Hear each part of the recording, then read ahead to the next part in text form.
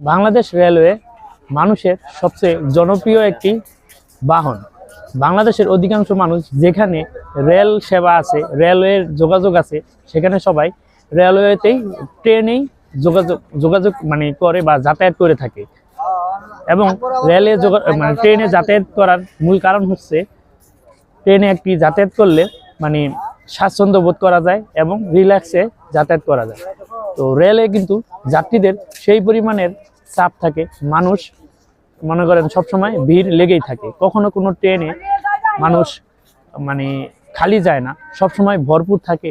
এবং ট্রেনের যে সাধারণ চেয়ার যা বিক্রি হয় তার চেয়ে বেশি যাত্রী থাকে স্ট্যান্ডিং টিকেটে। হয়তো অনেক মানুষ আছে যারা ফ্রি যায়, কিন্তু বড় একটা অংশ যারা আপনার এই স্ট্যান্ডিং টিকিট কেটে যায়। তো স্ট্যান্ডিং টিকিটে কিন্তু দামও নেই বেশি। যেমন এই যে আমি গফরগাঁও আসছি টিকিটে, এটা গফরগাঁওয়ের এমনি ভাড়া হলো 110 টাকা, কিন্তু আমি স্টেশন থেকেই কিন্তু টিকিট কাটছি স্ট্যান্ডিং টিকিট, সেটার ভাড়া নিচ্ছে 155 টাকা। তার স্ট্যান্ডিং টিকিটে কিন্তু দামও বেশি।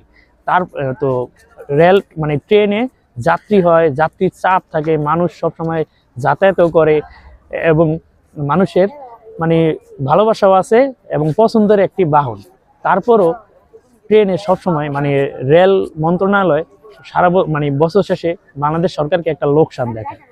তো আপনার দোকানে যদি ভালো মতো বিক্রি হয়, সেল ভালো হয়, বেশি সেল হয়, তাহলে লোকসান কিভাবে হয় এটা মাথায় কাজ করে না। যেহেতু এখন নতুন সরকার, আমার মনে হয় সরকারের এটা নিয়ে একটু কাজ করা উচিত। যেহেতু একটা দেশের জনপ্রিয় একটি বাহন, এটা নিয়ে কাজ করা উচিত।